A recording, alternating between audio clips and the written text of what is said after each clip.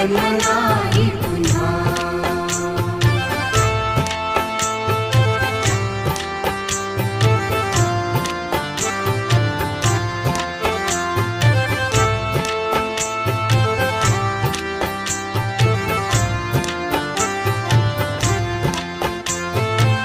हा जन्म आहे सद्गुरु कृपेचा, हा जन्म आहे सद्गुरु कृपेचा, हा जन्म आहे सद्गुरु कृपेचा। हरि ओम स्वामी समर्थ म्हणा, हा जन्म नाही पुन्हा।